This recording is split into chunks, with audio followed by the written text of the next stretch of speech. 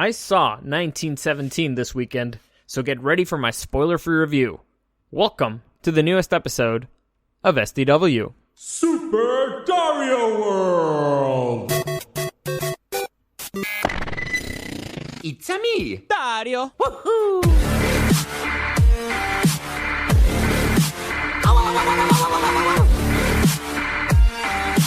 Let's go! Alright, so before I get into the movie review, and remember, this is spoiler-free. Spoiler-free review. Before I get into it, let me just give you a quick reminder that you can listen to the podcast anywhere. SoundCloud, iTunes, YouTube, the iHeartRadio app, everywhere. Just type in Super Dario World Podcast. You'll find it right there. Any comments, questions, or suggestions, you can find me at Dario the Show on Instagram or at Super Dario World.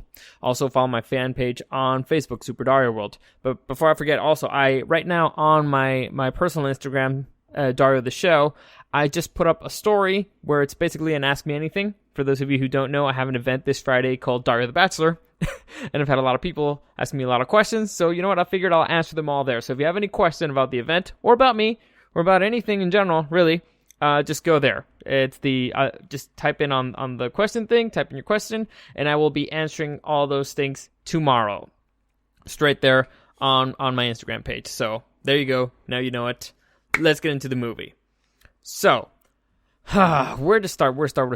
Okay, I'll start in the easiest part. I love the movie. I thought the movie was great. For those of you who haven't seen it, the movie is basically, it's supposed to make you feel like it's one continuous shot, meaning that there's no cut in between. I guess the best way to explain that is if you've seen the movie Birdman, that's kind of the same thing they were trying to do. Basically, imagine that just the camera is following the main characters around and it never stops. It's always one long continuous shot, which honestly is my favorite type of shot. Whenever I worked on a short film or anything, I always pushed for continuous shots, or a one shot, the way that's called, a one shot, because A, it saves you a lot of money and it saves you a lot of time. Now, these things are very, very difficult to plan. So, right off the top of my head, after seeing the movie, my first thought walking out of there is Sam Mendes, the director, has the best director Oscar in the bag. Hands down. I can't think of I can't think of a way that he'll lose. Honestly, the movie is too well shot. The director's job was masterful. It's incredible what Sam Mendes did with this film. Now, a part of me wants to be like, all right, it could also win the best picture, but you know what? I'll just go through all the awards. Because there's a lot of things here. And first off, I need you to understand. I usually explain things in terms of money. Is it worth your money? Yes, definitely. It's one of the best movies, the best war epic films I've seen in a very, very long time. And World War I is a topic that doesn't really get approached this much. So it's a fantastic film, highly recommended. Now let's break it down a little bit. So, the movie has 10 Academy Award nominations. It's nominated for Best Picture, Best Original Music Score, Best Director, Best Original Screenplay, Best Cinematography, Best Sound Mixing, Best Visual Effects, Best Production Design, Best Sound Editing, and Best Makeup and Hairstyling. Now, a lot of those kind of go hand in hand. Now, okay, let's start off with the easy one. To me, the automatic one, Best Director, and I think that the other ones go hand in hand with this one. Why do I think that this movie will win Best Director? Easy, in the bag. One shots or continuous shots are notoriously difficult to do on a small scale. Even bigger, in a bigger scale, it's even harder.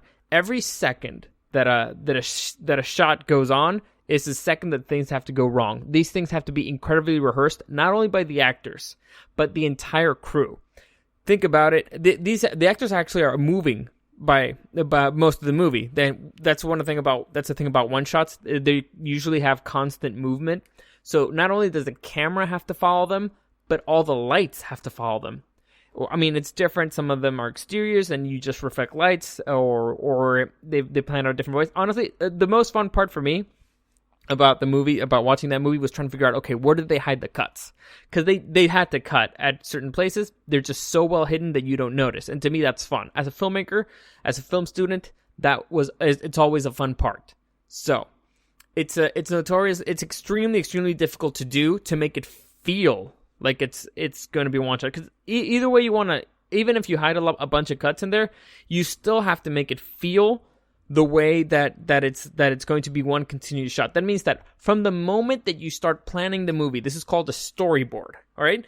Well, even back then from the script. So from the very script, you have to be thinking, okay, how can I make this scene make sense? How can I make this entire movie feel like it's going to be one continuous shot? It has to be planned from the very beginning. From the, if I had to guess, honestly, because this movie is based on a lot of stories that Sam Mendes, I believe his grandfather told him stories from World War I, and I have to guess. I'm guessing here. I'm assuming, but Sam Mendes heard the stories from his grandpa, and he's like, all right, how can I make a story where I bring all those things together, and also I make it feel like there's a lot of pressure in here. Like it's most intense, more the realest I can feel. Because when my grandpa told me these stories, I felt like I was there with him. I can guarantee you that his grandpa is a great storyteller, and he felt like he was living the stories with him. So he's like, all right, okay, the best way I could do this, the best way I could make the audience feel like they were there with my grandpa, or well, it wasn't his grandpa here, or with the characters.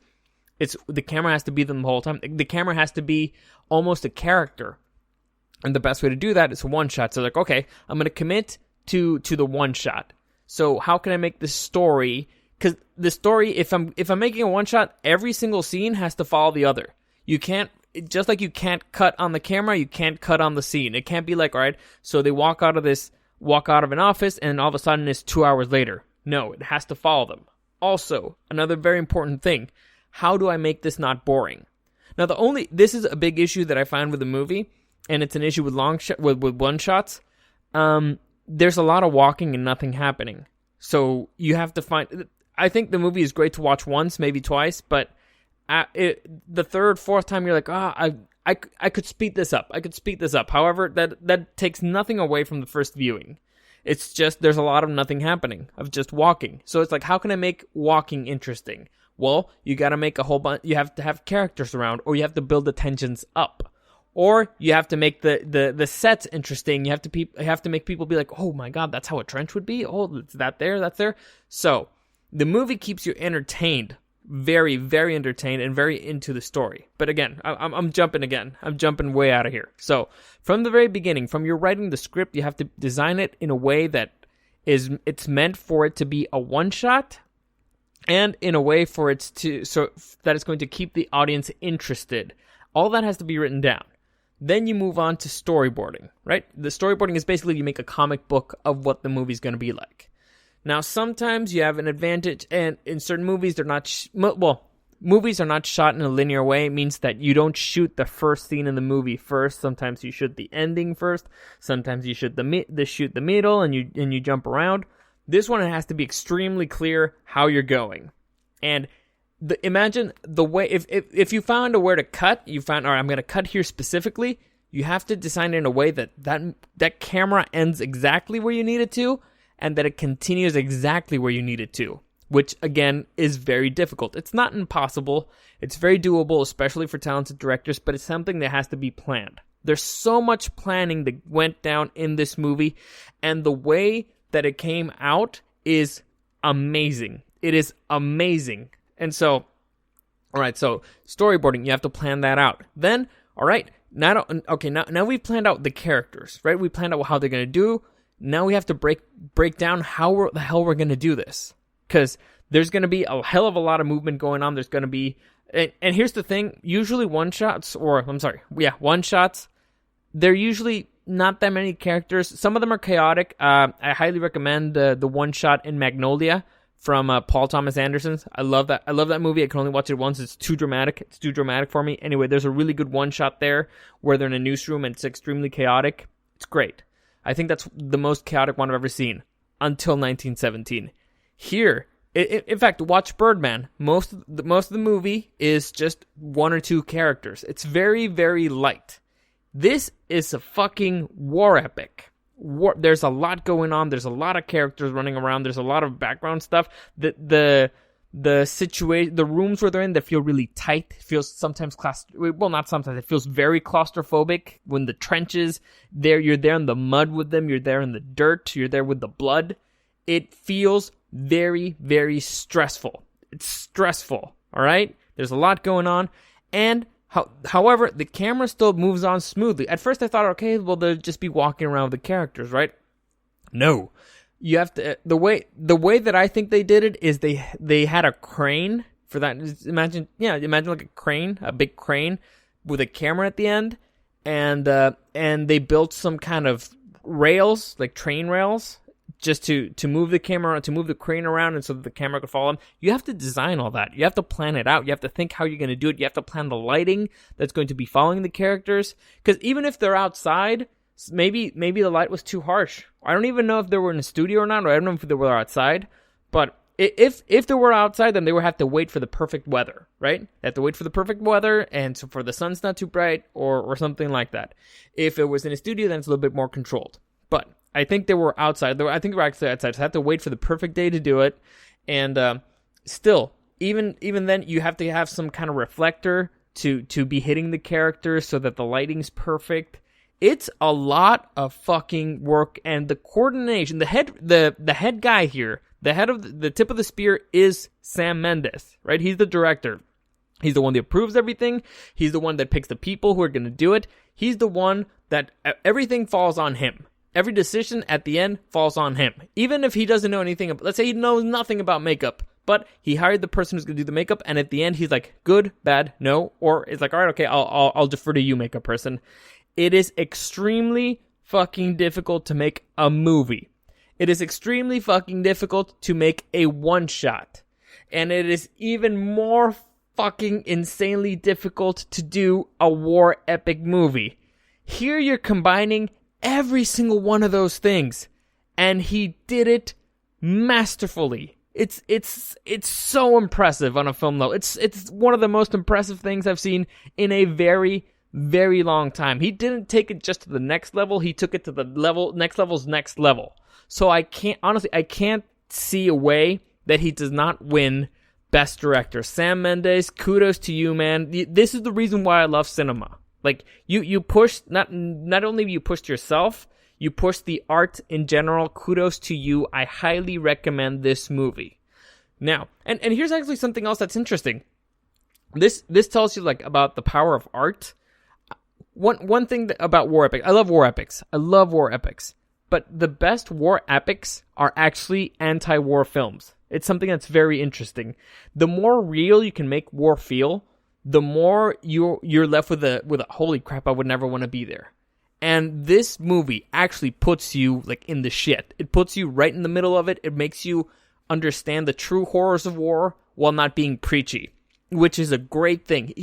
Sam Mendes just wanted to tell a story, and again, this is the beauty of art. This is the beauty of a movie without an agenda. This is just somebody who was passionate about something, and he wanted to express it to the world in a way that took it to the next level. Because this was a huge risk. This was a gigantic risk, and in a story that he loved. Again, Sam Mendes, these stories came from his grandfather, right? And he wanted to honor this is the life of his grandfather, right? In a way. So it's like, all right, how can I bring it to life? And it's a huge risk to do it this way. And you could see the love, is my point. You could see the love, you could see the power of cinema, you can see so many things there. As a film person, I walked out of there so fucking happy. I've been talking about the fall of cinema for a very long time. This thing shut me up. This one shut me the fuck up. It's wow. Well, I highly, highly recommend this movie. Now, moving on to the other categories, and it kind of, in a way, will be the review of the movie. It's nominated for Best Makeup and Hairstyling. I agree. The movie looks extremely realistic, and, fun fact, it's really hard to adjust makeup and hair and all that stuff in a one-shot. You have to find a way to hide it. Kind of, in a way, there's a point where a character starts bleeding, but you're like, but we just saw you. So they kind of have to do it like wrestlers do. Like, they'll distract it with something else happening, and all of a sudden, the other guy comes bleeding because he's not at the forefront of the action. It's like, that's probably how they did it. It's, again, or it could be just CGI. I don't know, but the way they did it, it looked real. Again, the biggest compliment I could give this movie is that it feels extremely, extremely real. You really feel like you were there. Like you were there living it. The tensions are so high. You're so tense, but this has to do with the music a lot. Sometimes when they're just walking, the music, it makes you feel really tense. And again, that's brilliant. That's brilliant. Well, that's score. That's a brilliant score design, which is why it's also nominated for Best Original Score. Granted, I think they could win that one. Honestly, so that's 3 right there that I think they got in the bag. Best Makeup and Hairstyle, Best Original Score, and Best Director. Now, Best Original Screenplay might be kind of difficult. Now, I haven't seen Parasite, but I've heard fantastic things. I think it's the next one on my list because I want to see all the Best Picture nominees before the end of the year. But I've heard it's one of the greatest films of all time. I've heard that. I haven't seen it yet. It's on I love South Korean cinema, so it's next on my list. However, as I mentioned earlier before, this screenplay took a lot of planning because of the way that the movie was designed, right? A lot. The story, I would argue that it's the weakest point of the movie because it's very simple, it's very short, and I have somewhat of an issue with the ending, but still, it doesn't matter because it was just a story of a character during the war, so it's understandable in that context. I just would have maybe changed a few things. I understand why they didn't, but I mean, just personal preference, I would have changed a little bit. Anywho, I think that's a category where it might lose. All right, so I got 3 that I think they might win. Again, Makeup and Hairstyle, Original Score, Best Director, Original Screenplay, probably won't. Now, another nomination, Best Sound Editing. Yes, again, this kind of goes hand in hand with the score. And to make you feel like you were actually there, like every single breath, every single leaf, every single rock turned over, you feel it. You feel like you were there, right? And in a point where the character trying not to make noise, every single noise matters. So I'll give them Best Sound Editing. It was extremely good. I mean, they're going up against what other ones? Well, Once Upon a Time in Hollywood had really good sound editing too. Extremely good.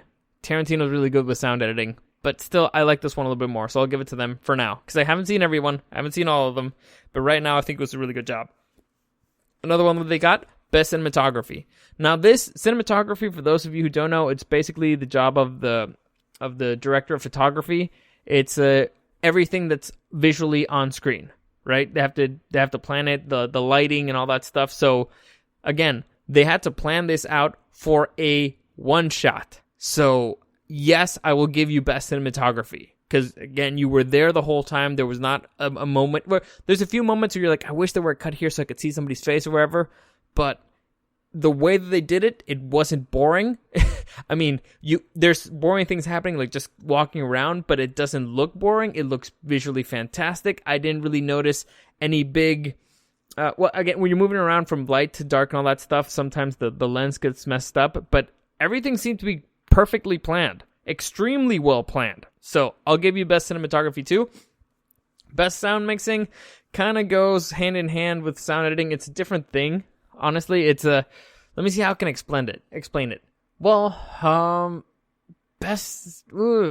is the producing of the sounds, and the other one is the cutting them together. So I guess that would be the easiest way of explaining it. It's still not the right way of explaining it. However, like I mentioned before, sound was really good in general in this movie. I guess one is the sounds you decide to put in, and one is how you decide to put in them. I hope that makes any sense. Visual effects, that's another nominee. I love the visual effects. Nothing looked cheesy, nothing looked campy, nothing really looked bad. So, except maybe a cow, but I'm not really sure if that was actually... I think the cow was actually there. I don't know, but I really like the visual effects, all the explosions, everything. It looked very impressive. Best production design. This is pretty much the sets, right? Best production design is all the sets that are there. And you really feel like you are there in World War I. Honestly, I'm not exactly sure what part of the world we're in. I think it's France. In fact, I'm pretty sure it's France because there's a character there speaking French, but and all the cities are called are in French, but have French names. But I don't think it's actually expressed. Whatever, I have to watch it again. Anyway, so Best production design, you actually feel like you're back there. The buildings feel like they were built in that area with materials of that time. And to me, particularly, the thing that I loved is you notice a difference between the British, the Germans, and the French. And there's a few scenes. Okay, I won't get too into it because it may be a spoiler or not. But through production design, they make the Germans feel fucking terrifying, and I mean beyond fucking terrifying. All with production design, right? It's never explicitly said, but just with the things that you see, you're like, holy fucking shit, this is what these people had to go through. This is the monster they were facing. Oh my fucking god. It was brilliantly done. So those two are easily in the bag. 3. So I got 3 in the bag. Best director, best original score, and best visual effects. I think those 3 are in the bag. Makeup and hairstyle probably there too, and all the sound. I think I'll give them all the sound stuff. Now, best picture. That's an interesting one, because if you did an extremely good job on everything, pretty much every major thing, you should get it, right? Well, there's a couple of things that are missing there that are kind of important. Best actor and best supporting actor. If you notice, they have no nominees for actors, all right? I didn't mention anything about actors or actresses in this movie. I think that's the weakest point. I think that's the weakest point of this movie. One of the characters I felt was properly cast. The other one, I didn't really love. Tommen, I didn't really love Tommen. He was okay. He was, in fact, you know what? I'll say it was good, but it was not an extraordinary performance by any means. No, by any means was it an extraordinary performance. So it was good. It was good for Tommen. I guess I just don't like him because he's Tommen from Game of Thrones, but they could have done a better job there. Either way, so that's maybe why I don't think it'll win Best Picture, because for Best Picture it also has, honestly, the most important categories in the Academy Awards are usually just Best Picture, Best Director, Best Actor, Best Supporting Actor, Best Actress, Best Supporting Actress. Those are the ones that people really care about, right? Everything else is just filler. But however, it has happened in the past that movies without a Best Actor or Best Supporting or Best Actress or Best Supporting Actress have won Academy Awards. Perfect example of that would be The Lord of the Rings, who didn't get a single actor nominee, unless I'm mistaken, and yet swept all 11 other things. So, that being said, I don't think it wins Best Picture. I still need to see a few. Off the top of my head, I'm saying it's not going to win it. It should, except, characters are so important in a movie where you're just following characters. I mean, the setting is great. The story is very, very entertaining. You really feel all the tension, but you really need to care about the characters that are in there.